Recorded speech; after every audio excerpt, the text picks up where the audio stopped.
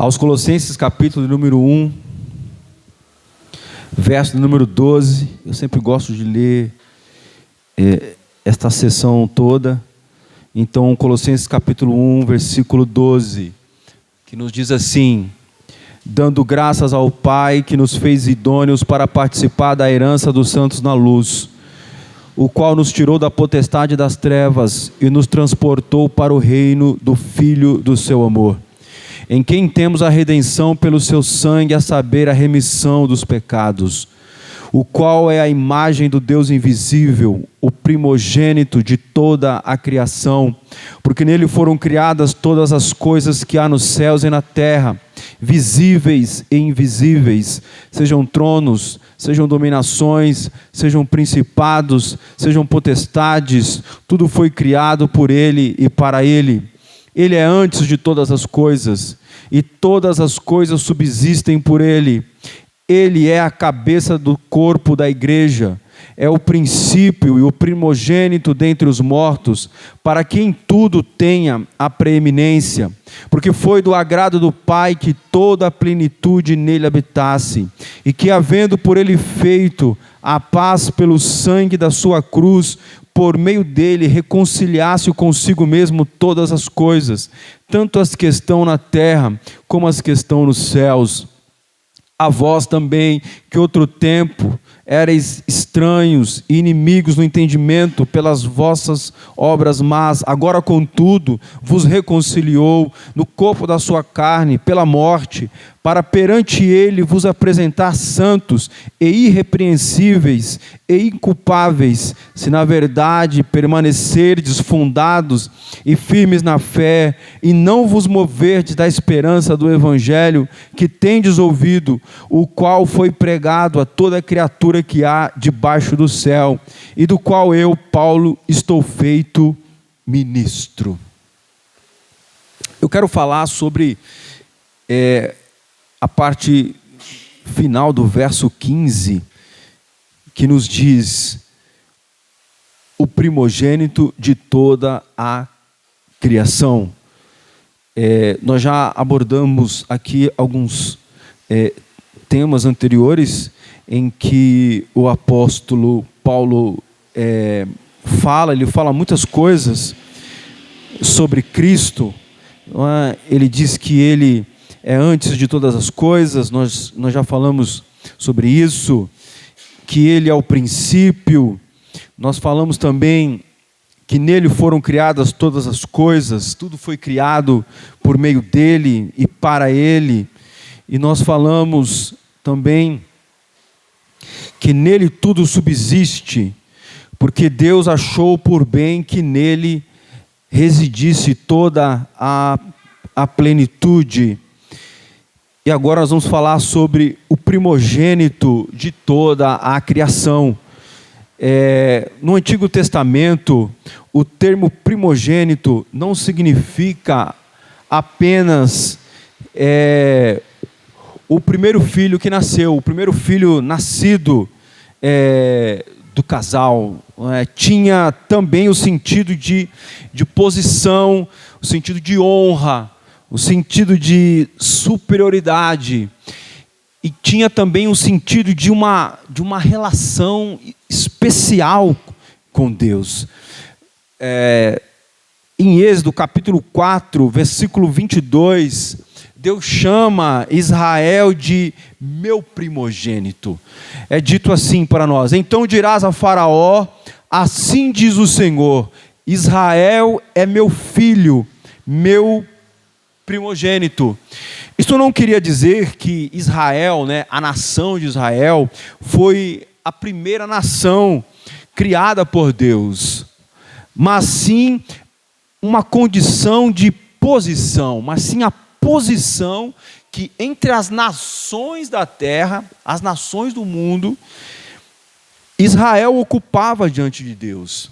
Fala sobre a eleição de Israel como o seu povo. Quando Deus chama Abraão, Abraão, ele era descendente de... Ele não era... Ele começa a nação em Israel começa com Abraão. Abraão não pertencia à nação de Israel. A nação de Israel começa com Abraão, a partir da descendência de Abraão. Abraão é o primeiro, né? Por isso ele é chamado de o pai, né, da nação de Israel, né? E nós sabemos também que o termo Israel, o nome Israel, foi atribuído ao neto de Abraão. Abraão gerou Isaac, Isaac gerou Jacó. E Deus mudou lá no vale de Jaboque, quando Jacó luta com o anjo, Deus muda o nome de Jacó para Israel. Então nós vemos que já existiam outras nações na terra, já existiam muitos outros povos na terra, não é? Os caldeus, inclusive de onde Abraão saiu, né, de Ur, que era uma cidade de caldeus. Então já existiam os caldeus, já existiam outros povos, outras nações na terra. Então, quando Deus chama Israel de meu filho, meu primogênito, está falando dessa relação especial que Deus estabeleceu com o seu povo, com o povo de Israel. Em Deuteronômio, capítulo número 7, versículo 6, é dito para nós: porque povo santo és ao Senhor teu Deus, o Senhor teu Deus te escolheu para que lhe fosses o seu povo próprio, o seu próprio povo, de todos os povos que sobre a terra há. Então vê que há uma separação. Deus elegeu Israel, Deus separou, Deus constituiu essa nação. Deus chamou Abraão e da sua descendência Deus preparou este povo, esta nação, para ser o povo dele, um povo que começou do zero, começou do primeiro homem,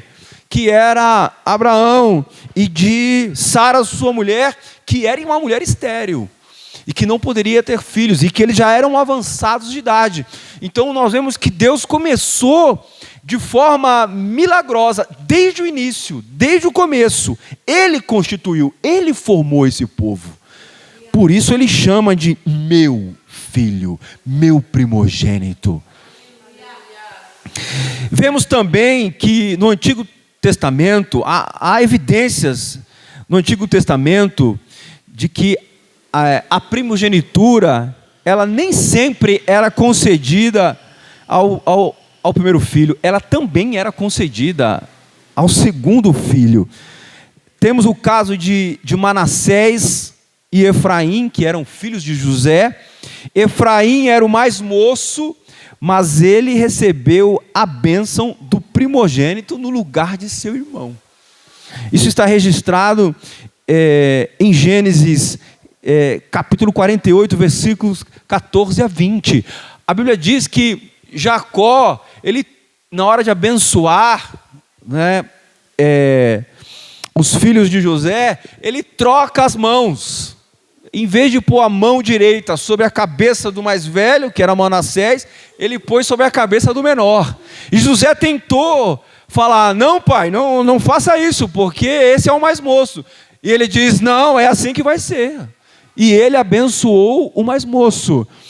Nós vemos também o caso muito peculiar, também do próprio Jacó e de Esaú. Em Gênesis capítulo 25, versículos 22 a 25, a Bíblia diz que e os filhos lutavam dentro dela, de Rebeca, mulher de Isaac. Então disse: se é assim, por que eu sou assim? Ela se questiona: por que isso está acontecendo comigo? Por que essas duas crianças estão lutando dentro de mim? E ela foi perguntar para quem? Para o Senhor, né? É para quem nós deveríamos perguntar todas as coisas que nós não entendemos. E o Senhor lhe disse: duas nações há no teu ventre, e dois povos se dividirão das tuas entranhas, e um povo será mais forte do que o outro povo, e o maior servirá o menor. aqui nós vemos um caso de eleição.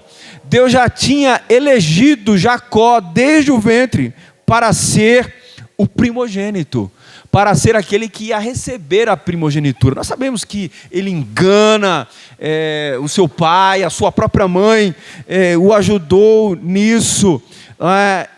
Isto foi um erro. Deus não está com isso aprovando o erro das pessoas, mas era uma promessa que já estava sobre ele.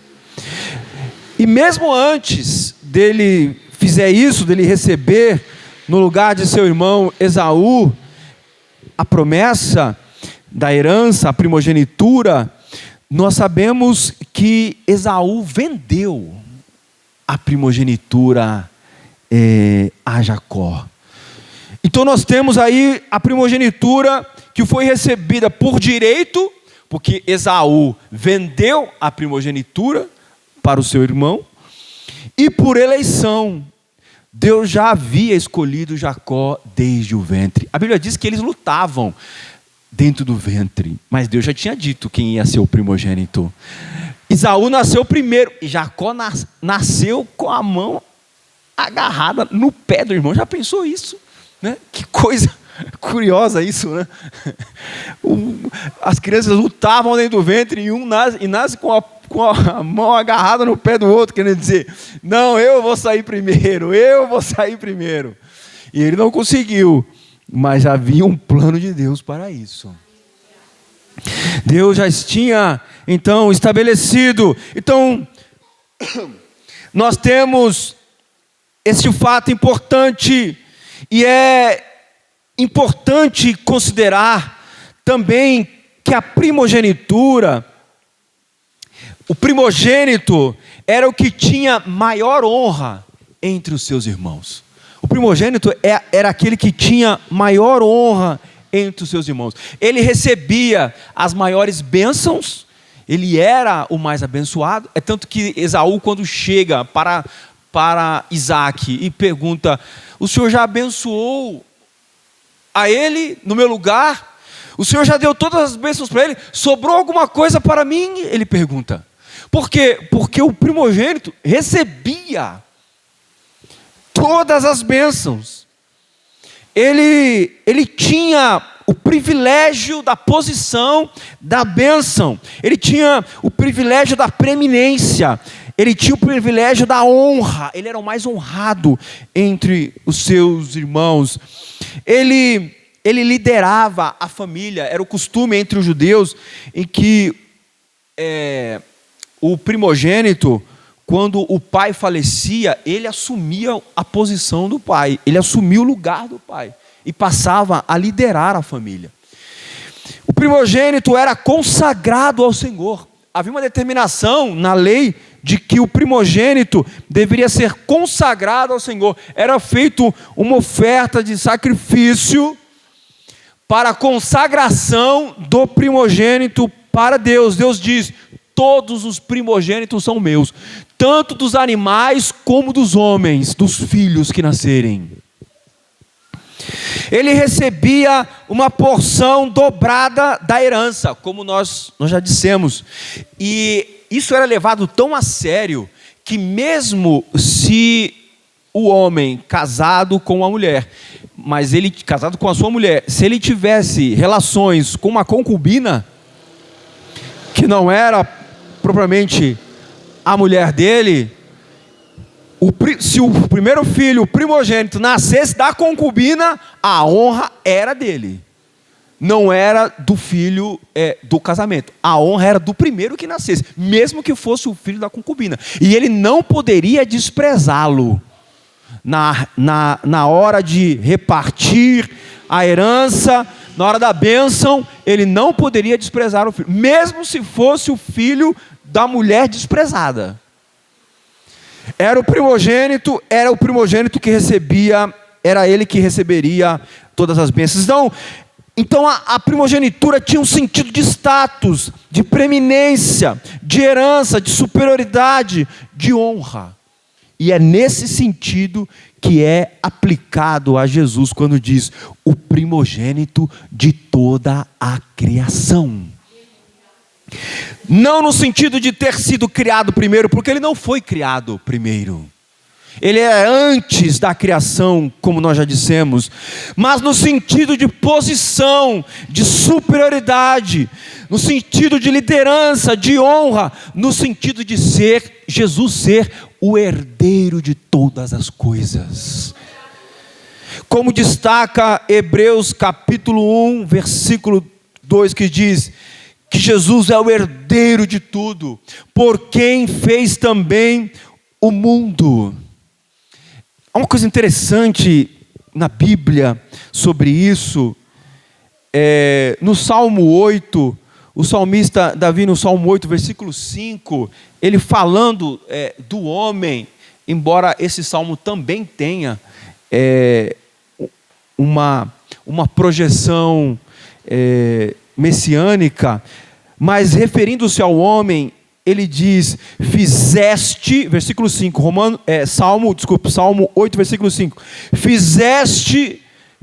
fizeste-o, no entanto, por um pouco menor do que os anjos, e de glória e de honra o coroaste. Está falando que Deus fez o homem menor um pouco do que os anjos. Então nós lembramos que lá na criação, quando Deus criou os céus e a terra, e criou todas as coisas, e fez o homem, a Bíblia diz que ele fez o homem à sua imagem e à sua semelhança. A Bíblia diz, façamos o homem à nossa imagem e à nossa semelhança. E por que isto é assim? Veja, porque o homem, ele recebeu, Cristo, ele encarnou no homem. É por isso que o homem é a obra-prima da criação. É por isso que nós somos a obra-prima da criação. É por isso que o homem é o único ser, a única criatura na criação de Deus que tem capacidades intelectuais, volitivas, ou seja, o homem tem vontade, o homem toma decisões, o homem age, ele tem um intelecto, ele tem a mente, ele é capaz, ele tem raciocínio. Os animais não têm esta condição, só o homem possui. Só o homem possui habilidades tão perfeitas nas mãos, não é? Do seu corpo, na sua aparência. Você olha o homem e olha para os outros animais, ainda que os animais tenham, alguns tenham presas muito fortes e poderosas, garras muito fortes, sejam músculos muito fortes, não se compara com a beleza da criação do homem, da perfeição do homem. O homem, ele se distingue muito singularmente, muito peculiarmente na natureza. Por quê? Porque já era plano de Deus, de quando criou todas as coisas, antes da fundação do mundo, que o próprio Filho dele encarnasse o homem. Ou seja, não é encarnar num animal qualquer, encarnar no homem. Nesse ser que foi feito à sua imagem, foi feito à sua semelhança. Agora, o homem foi feito menor do que os anjos, em beleza, em esplendor, em glória, ele é menor do que os anjos. Então, Cristo, ele se humilhou ao se encarnar como homem. Ele era Deus, os anjos são criatura dele, feito por ele, e ele se fez menor do que os anjos, menor do que os seres celestes, não é? Mas no propósito de Deus, no plano de Deus. E Hebreus capítulo 1, e esse trecho eu convido você para ler comigo, Hebreus capítulo 1, versículos 4 a 8, Deus nos mostra, através do autor de Hebreus, como que Cristo, tendo se feito homem, encarnado em homem e se humilhado ao se tornar uma criatura menor do que os seres celestes, Deus o colocou numa posição agora superior a todos. Mas em Hebreus capítulo 1, versículos 4 a 8 é dito: feito tanto mais excelente do que os anjos, quanto herdou mais excelente nome do que eles. Porque a qual dos anjos disse jamais: tu és meu filho, hoje te gerei? E outra vez: eu lhe serei por pai, e ele me será por filho? E quando outra vez introduz no mundo o primogênito, diz: e todos os anjos de Deus o adorem.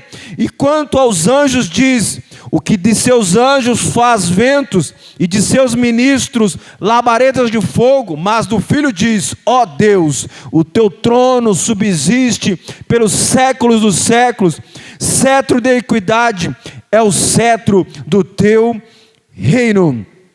Veja que Cristo aqui é colocado numa posição superior aos anjos, maior do que os anjos, mais excelente do que os anjos. Herdou um nome, recebeu um nome que é mais excelente do que os anjos, e uma posição superior à dos anjos. Quando a Bíblia diz: eu hoje te gerei, eu já expliquei aqui em pregações anteriores nesse tema, que Cristo não foi criado fora de Deus, ele foi gerado no próprio Deus, na própria essência de Deus.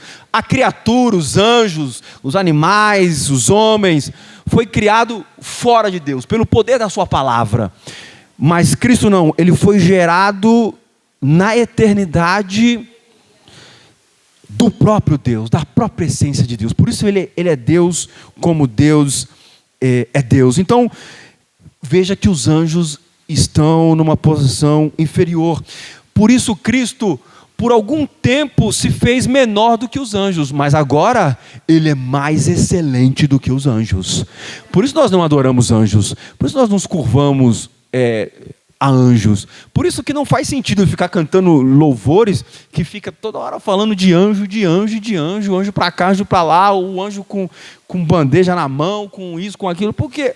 Porque Cristo, que é o nosso Senhor e nosso Salvador, ele tem uma posição muito maior do que a dos anjos. Os anjos, na verdade, são servos e criaturas dele, como nós também somos.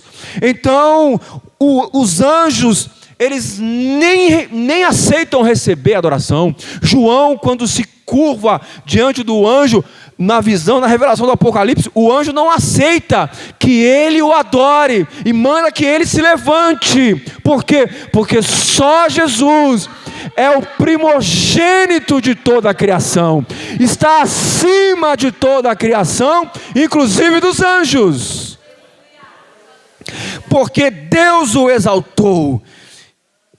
E Hebreus diz: e todos os anjos de Deus o adorem. Nós e os anjos adoramos a Deus. Os anjos também devem a Deus adoração, também devem a Deus louvor, como nós também. Então, Cristo tem uma posição, né?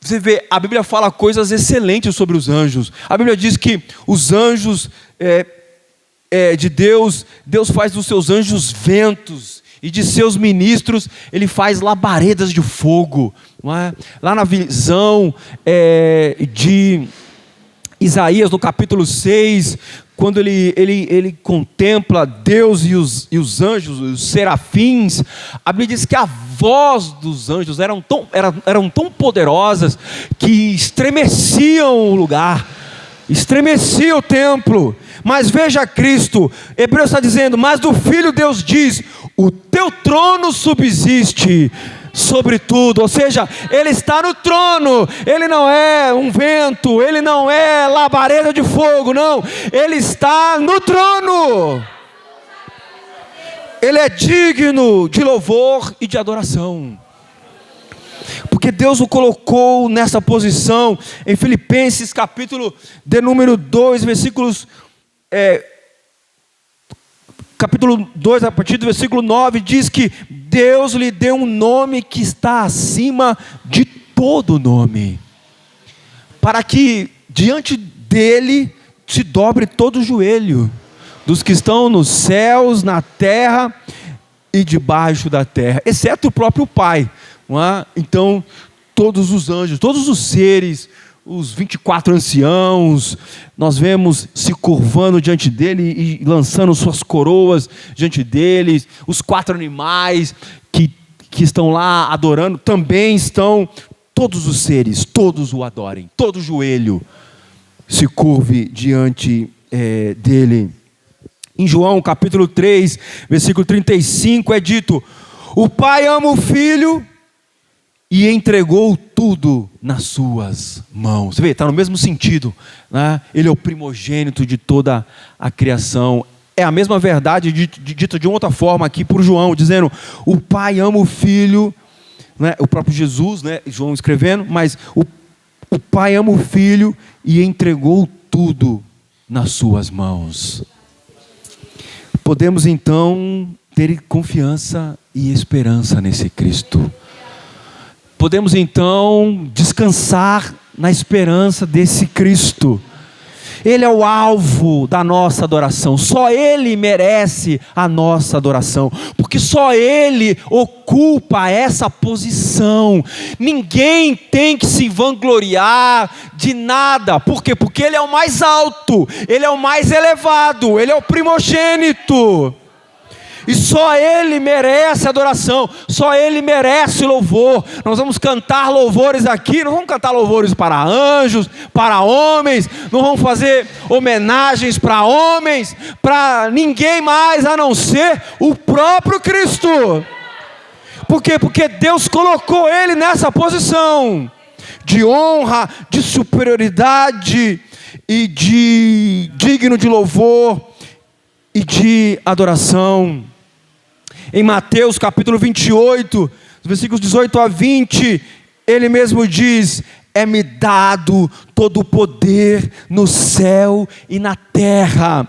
Portanto, ide, ensinai todas as nações, batizando-as em nome do Pai, e do Filho e do Espírito Santo, ensinando-as a guardar todas as coisas que eu vos tenho mandado. E eis que estou convosco todos os dias, até a consumação dos séculos.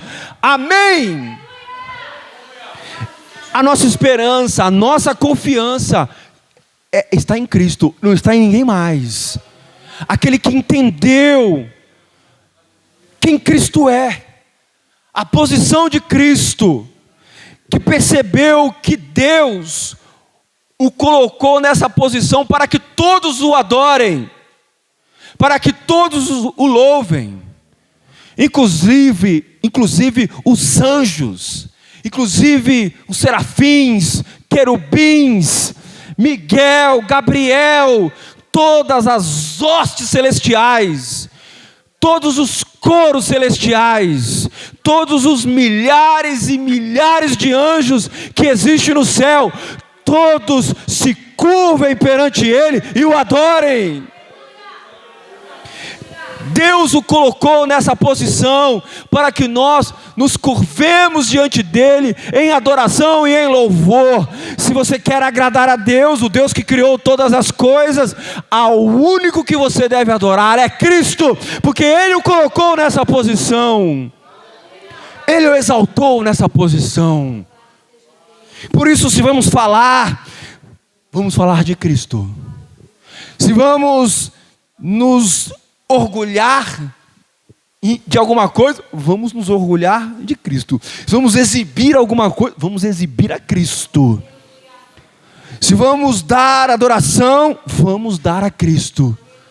Não vamos falar de nós mesmos, não vamos cantar acerca de nós mesmos, não vamos pregar acerca de nós mesmos, não vamos atrair a atenção para nós mesmos, não, para Cristo. Por quê? Porque Deus o colocou nessa posição para ser adorado, para ser louvado, para ser engrandecido.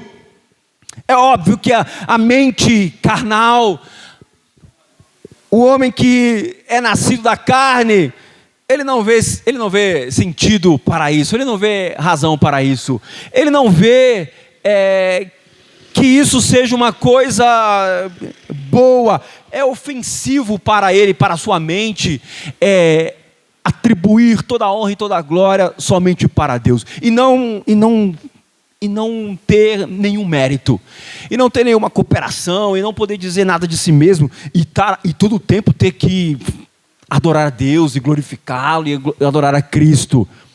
Ele não vê sentido, ele não vê razão, ele não vê, ele acha isso abusivo da parte de Deus.